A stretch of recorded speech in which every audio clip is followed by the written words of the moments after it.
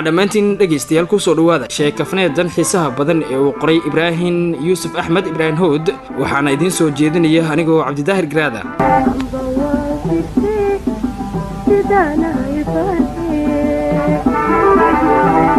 barni seed warfaaqalkoodu waa kan tuulada oo dhan ugu sumcad xun waxa jira sumcad xumo la galabsado tarise waa mid lagu heshiiyay waxa lagu heshiiyay aqalkaas iyo qoyska ku nool in lagu tilmaamo kuwa sumcad xun waxa la yiraahdaa waxa ka soo urasaamo iyo subag gorayo waxa kale oo la yiraahdaa waxay cunaan waxaan aadmiga kale cunin waxa kale oo la yiraahdaa aqalkaas hadii la baaro waxa laga helayaa ceebo aan aqligu rumaysan karin waa mutul yar weyn oo saddex qol kala xiran daarada ciida ah waxa ku wareegsan ood badankeedu baxday oo dhir noqotay faras magaalaha tuulada ayuu bari kaga soo jeedaa hadii albaabku furan yahayna waxa la arkaa ilaa dalqada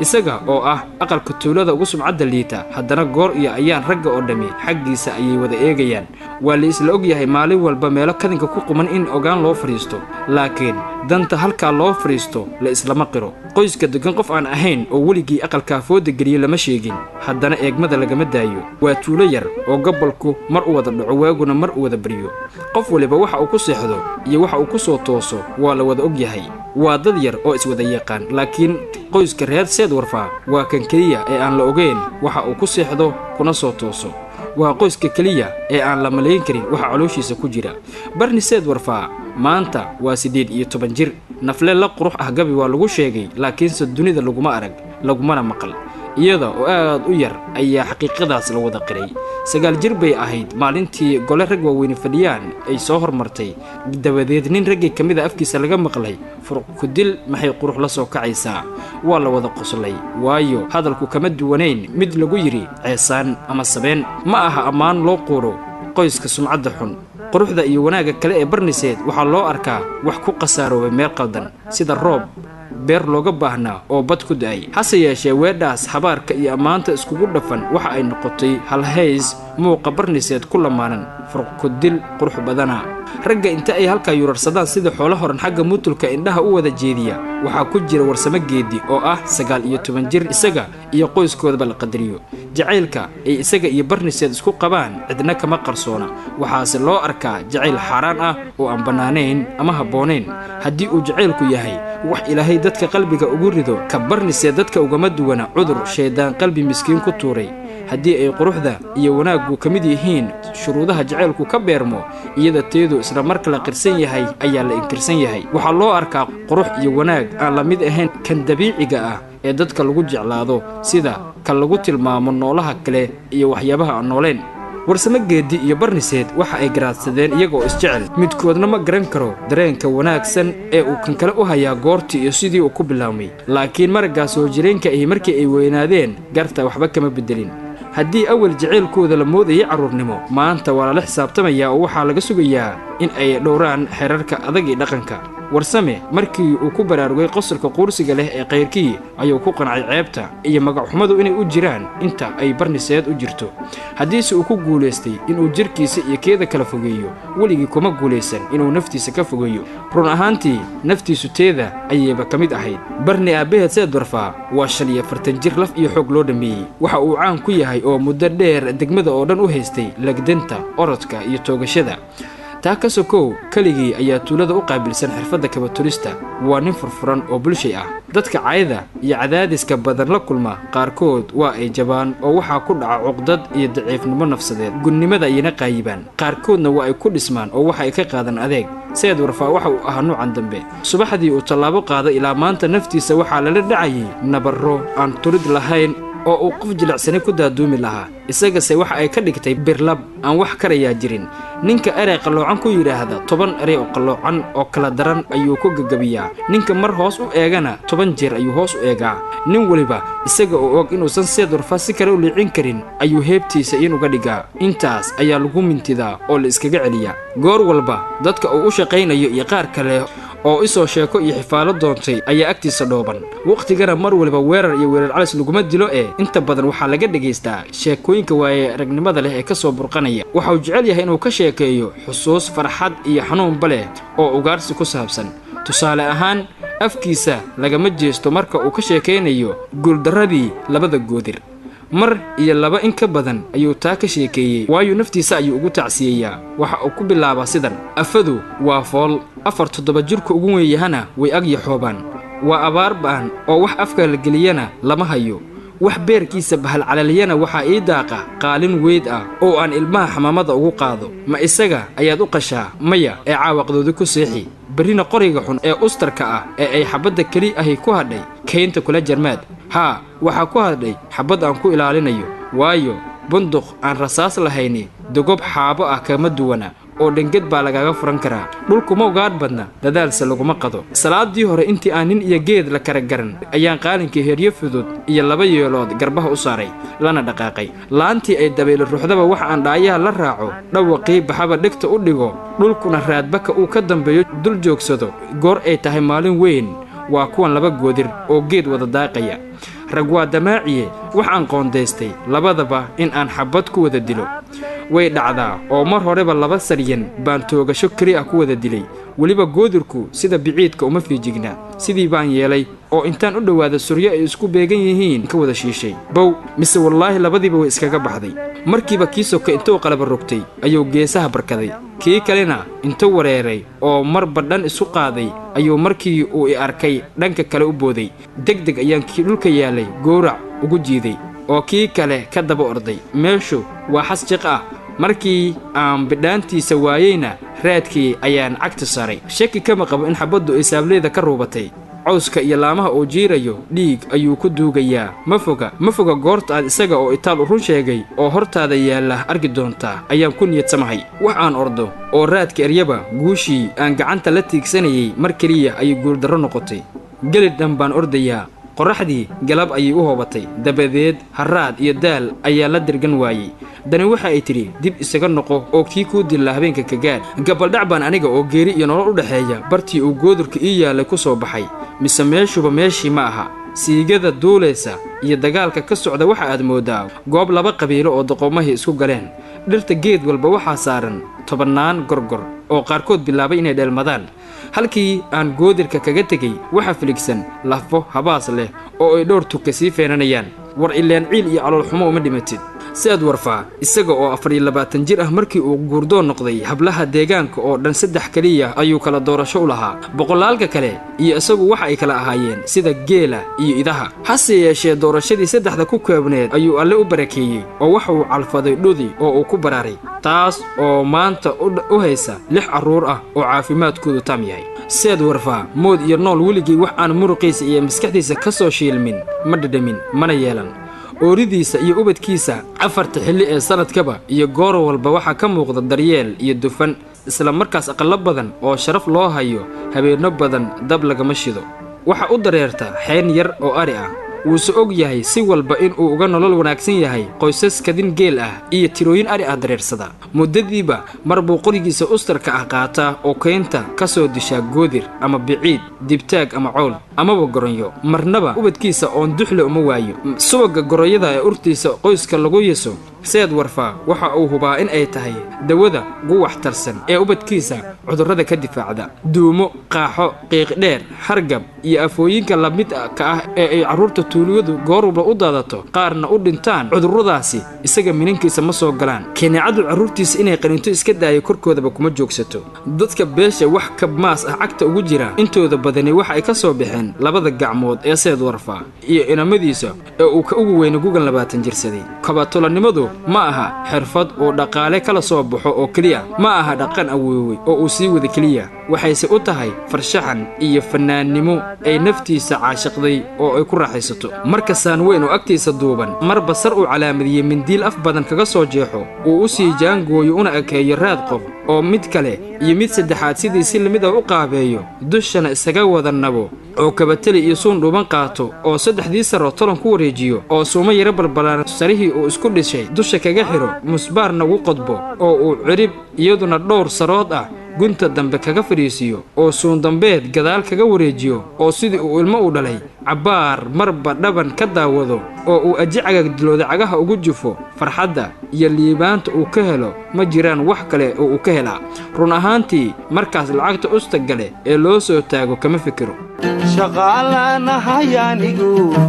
شحيو ترب وما فديو سيدي شنيدو كلان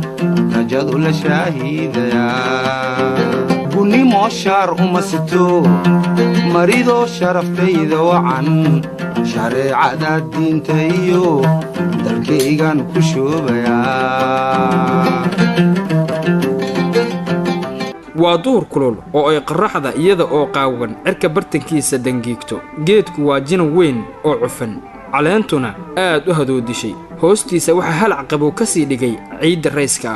waa ciid ay roobo istaba joog iyo nadiifiyeen barniseed jiridda ayay dhabarka ku tiirisay labada lugoodna reeska qabow ku kala bixisay geedka xigana waxa hoganaysa xeyntoodii dhabta waxa u saaran duub meydhax ah oo ay xarig ka soo heeso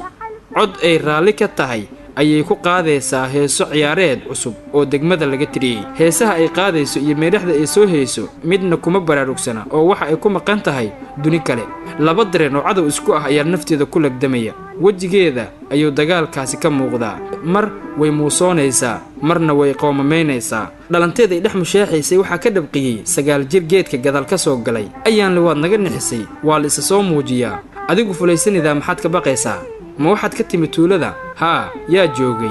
dadkii joogi jiray maqaayadii guurima tagtay haa yaa joogay dee dadkii joogi jiray yaa kale joogi lahaa odaygii xaaji aadan ma joogay haa wuu joogay cartan dheere ma joogay haa yaa kale oo joogay warsame geedi ma joogay haa isaguna wuu joogay leyr farxadeed baa martay intaas baa deeqday magacyada kale oo dhammi waxay ahaayeen raadgadasho ee ka ugu dambeeya ayay u dan lahayd warsame geedi waa ay aamustay oo intay inankii la fadhiyay ilowday ayay mar kale riyo macaane dib u gashay dhibic weyn oo biyo ah oo geedka ka soo dhacday ayay dhabanka iska tirtay yarkuna wuxuu mooday inay ooyeyso oo olin iska baabiinayso wuu eegayaa dareenkeedana fahmayaa marar badan buu maqlay rag warsame kula kaftamaya barni haddii alla kuu geeyo iska ilaali boqnaheeda iyo baabacooyinkeeda inaysan ku taaban hadalkaasi asiga qudhiisa ayuu saameyn daran ku yeeshay taabashada ilmo seed warfaa wuu iska ilaaliyaa mar kaliya ayay qoftii isbedeshay muddo ayay dhaqaaq oo dhan joojisay oo dhulka horteeda ku dhagagtay haddana isaga oo yarku arkayo ayay duushay oo dabeel noqotay wuu waayay meeday halkii ay fadhiday waa cidlo bannaan qoftii majin bay noqotay mise xanfalay baa qaaday yarkii waxa ku dhacay argagax wuxuu damcay inuu cararo oo beesha u qayriyo laakiin haddana waa tan halkeedii fadhida sidii buu dareenka wajigeedu liibaan iyo murugo isugu milan yahay barniseed way og tahay jaceylka ay warsame geeda u qabta inuu yahay mustaxiil way jeceshahay ilaa heerka nolosha iyo dhimashada haddana ugama duwana iyada oo jeclaatay waxaan jirin waa ay diidan tahay oo ka niyad xun tahay xukunka iyada oo dhalan la saaray warsame geedi isagu caashiqa uu barniseed u qabo cid kale iska daayay naftiisa uma qirsana wuxuu isku arkaa nin shil ku dhacay dadka kale qudhooda dhab uga lama hadlaan in qoyska sumcadda xun la jeclaadaa wax dhab loo qaadan karo loogana hadli karo ma aha yarka waxaa kaftan lagu yidhaahdaa barniseed haddii uu alle kuu geeyo iska ilaali calaacalaheeda iyo boqnaheeda inay ku taabtaan haddii kale weligaa faqri iyo currinnimo ka bixi maysid haa sidaas ayaa la wada rumaysan yahay isaguna rumaysan yahay in uuse boqno iyo cabaacbooyin iska ilaaliyo waxa uu ka door bidaa in aan sideedaba alle u geyn faqriga iyo currinnimada looga digayo waxaa kala weyn sharaftiisa iyo sharafta tolka sidaas oo ay tahay jaceylka daran ee naftiisa buuxdhaafiyey dartii maskaxdiisa waxaa joogto ugu soo dhaca fikir uu ka cudubilaysto waxa uu ka fikiraa isaga oo guursada barniseed dabadeed carruurtiisa abtiyaashood noqdeen kobatolayaal markaas inta uu yaxyax la dhidido ayuu qosol gariiraa oo shaydaanka iska naaraa sababtaas ayuu dareenka naftiisa ugu garaabi la'yahay sababtaas ayuu barni ugu garaabi la'yahay tallaabo taariikhda iyo dhaqanka deegaanka ku cusub oo ay barniseed ku dhiiratay isaga ayay hiil uga weyday dharaar cad inta ay isa soo hortaagtay ayay ku tiri waan ogahay inta aan ku jeclahay in la eg ayaad i jeceshahay haddaba maynu danteenna gaarno oo isguursanno isaguse inta uu siyaasid loo u dhugtay oo muunsooday ayuu iyada oo halkii taagan ka dhaqaaqay sokeeyanka dhigtaa si baadi riixaysa soomaali baan ahay runtii kulamana siniye run ahaantii wuxuu ogaa in uu dadnimadiisa iyo dooqiisa yasayo wuu hubay dunida qof barniseed kala weyn oo uu ka jecel yahay in aanay jirin iyaduse habeenkii xigay oo dhan way ooyeysay waxa ay la ooyeysay murugo iyo ciil isku jira furuq ku dil qurux badnayde guurtida caqliga iyo garashada aqoonta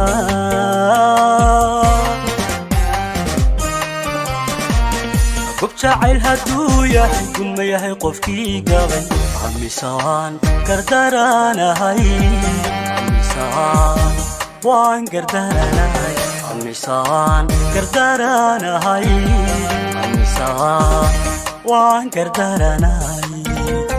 goortu waa casar dheer oo aad u kulul oo dunidu inta ay dhalaashay isku rogtay dhaan dabagaale waxaa la maqlay mashxarad dheer haddana dhowr xabadood baa cirka loo riday dabadeed aqalkii reer seed waxaa ka soo baxay nin doob ah oo aan tuulada laga aqoon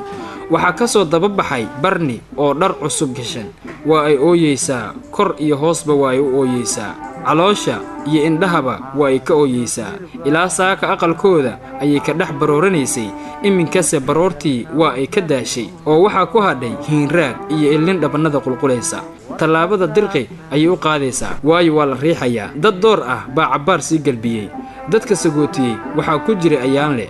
qunyar ayay tuulada uga durugtay waxa ay ku baxday xoog iyo xanuun la mid ah kan ay naftu jidhka kaga baxdo ninku wuu ka horreeya oo isaga waxaa galbinaya laba nin oo kale markii laga soo wada haray tuulada laguma soo noqon ee waxaa la istubay dibadda waxaa la sii eegayey labadoodii oo bari quman afka ku sii haya ninka waxa ay ka dambaysaa dhowr tallaabo mana wada hadlayaan ugu dambayntii waxaa la sii arkayay isaga oo bankii kurulaa ku fogaaday oo dhex galay dhaan dabagaale una ekaaday laba laamood oo dhaadheer waxa ay noqdeen laba lugood dabadeed waa ay libdheen furuq ku dil qurux badnayde degdeg ayay qoraxdii u dhacday waxaana soo weedaratay dhaxan daran oo aan la mid ahayn middii hore loo arki jiray qof waliba inta uu gadhka iyo laawyaha isgeliyey oo hugga isku duubay ayuu keligii meel yaxoobsaday sidii loo dhammaa waa la wada aamusay shib qof mid kale la hadlayaa ma jiro qof waliba mugdiga ayuu ku dheegagay qof waliba waxa aad moodaa qalad aan wax ka qabasho lahayni inuu ku gooniyeystay haddana qaladka dhacay waxa ay tahay iyo sida ay tahay laislama qeexi karo ma in barniseed la guursaday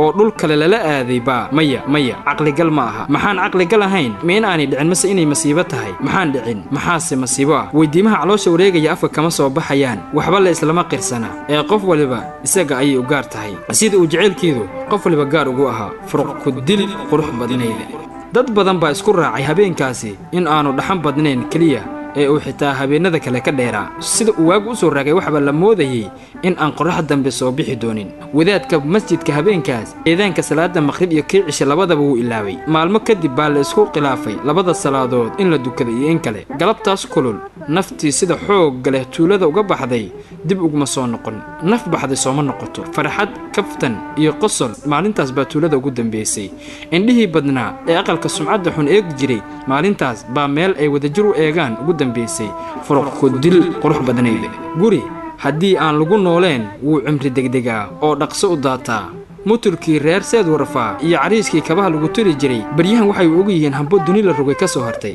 doog baa ka baxay waxaana gala bisadaha iyo bahalaha hoose waxaase laga hayaa laba xusuusood shakhsiyaddii adkayd ee seed warfaa iyo quruxdii nintiisa sidii barniseed loo guursaday dhulkii ay ku dhalatay kumay soo noqon waxaan jirin sabab ku soo celisa waayo reer seed oo dhammi ayada ayay sanad keliya ka dambeeyeen oo way ka daba hayaameen odaygii iyo islaantii iyada ayay dhulka cusub la degeen halkaas ayuu seed warfaa ka sii waday xirfaddii uu jeclaa wuxuuse ka niyad xun yahay raggii uu dhalay oo diiday in ay la shaqeeyaan saddexdiiba waxa ay noqdeen askar ummadduna baryahan haruubraac ayay baratay oo kobaha loo tolo waxay ka jeceshahay kuwa la soo dhoofiyo sidaa darteed shaqadiisa maanta nacfi badan kuma qabo labadii hablood ee barniseed ka yaryaraa qudhoodu waxa ay galeen magaalo waxa ayna halkaa ku qabaan alle ayaa og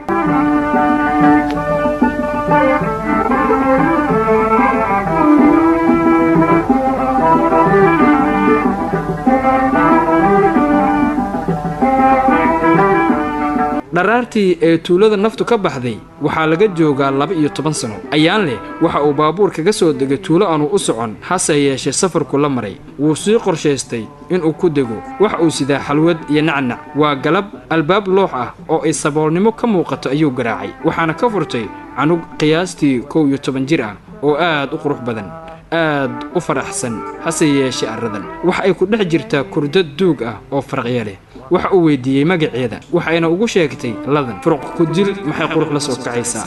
ayaan la gudaha waxaa ku qaabishay haweeney iyaduna sida yarta u qurux badan una aradan waa barnisteed oo shandhal ah yartii albaabka furtay ayaa curad u ah curadii iyo dhowr kale oo dariska ahi markiiba waxa ay ku degeen xalwadii iyo nacnacii qayladoodu waxa ay aad u dhabqinaysay sheekadii ayaanle iyo barni markii ay lahayd kaalaya abtigin salaama dheg uma aysan jalaqsiin waxa uu isweydiiyey sababta ay abti ugu sheegtay ee ay tusaale ahaan adeer ugu sheegi weyday malaha mar haddii ay isku deegaan ahaayeen waxa ay ka soo qaaday walaalkeed oo kale malaha dadka ninkeeda la deganaa ayay carruurta ugu sheegtaa adeer iyo eedo goor dambe oo ay godolkii hore iswaraysiga kala maaleen iyada oo indhuhu ilmo godladeen waxa ay tidhi waxaan maqlay warsame geedi weli ma guursan weli ma guursan waxaan maqlay waxaa diiday ina xaaji aadan labadii tii yareed taas aniga ayaa kun goor ka qurux badnaa kana karti badnaa waa la wada ogaa inaad ka qurux badneed si walbana uga dadnama sarraysay laakiin waa iga nasabsaneed ma rumaysan inay laba qof dhalashada ku kala nasabsan yihiin qof waliba waxa uu yahay qof aan waxa uu kasbado waa ku fahmayaa waayo mutacallim baad noqotay waxaase jira dhaqan adag waa dhaqan abaaday oo maskax iyo akhlaaq aan ku dhisnayn cabbaar ayay kala aamusnaayeen oo midba xasuusta dhan u daaqgeeyey waa uu hubaa inay ka fakarayso warsame geedi iyo waayo isaguna waxa uu ka fakerayaa nacasnimada dhaqankii uu ku garaasaday iyo dulmigii reer seed warfaa lagu hayay iyo jaceylkii barniseed ee maadda laga dhigtay iyo sidii uu isaga ilaalin jiray taabashada boqnaha iyo baabacooyinka reer seed warfaa qudhiisu tuuladii waxba iyada kagama dambayn oo waxaa la geeyey magaalo iyo waxbarasho markii uu qaangaaray ayuu ogaaday waxaasi in uu ahaa dhaqan liita gabadhii ugu horraysay uu beelaha heebsooco ka bartay ayuu ogaan boqnaheeda iyo bacaabacooyinkeeda ku taabtay si uu isaga daweeyo cudurkii iyo cuqdadii isaga oo yarlageliyey booqashadan qudheedu waxay qayb ka tahay dadaal oo dembi dhaaf ku raadinayo goor dambe ayay maskaxdii dib u soo dheelmiyeen iyada ayaana tidhi weligii waxa uu ii jeclaa sida oon u jeclaa si la eg sababtaas baan uga samri la'ahay waxaan rajaynayaa guurla'aantiisu in aanay nabsi ahayn isaga oo ku jecel haddii uu ku guursan waayey waa doqonnimo kuqudhiisa dhaqanka baa dabray haddii uu gees yahay dhaqanka boobi uma dabranaadeen waa ay oyday ilaa wejigeedu dhidid iyo illin la qoyey isaguna waxa uu ugu celceliyey erayo garwaaqsiyo iyo calool adeegsiin ah wax badan ayay iska waraysteen gaar ahaan tuuladii wax badan ayuu uga warramay wuxuuse ka qariyey warsame geedi inuu bukaan noqday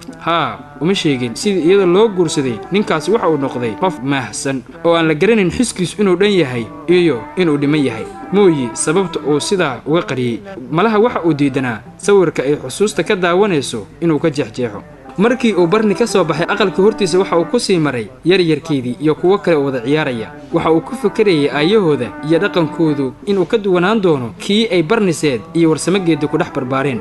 jawaabsi uma helin socdaalkiisii ayuu sii watay isaga oo leh furuq ku dil qurux badnayde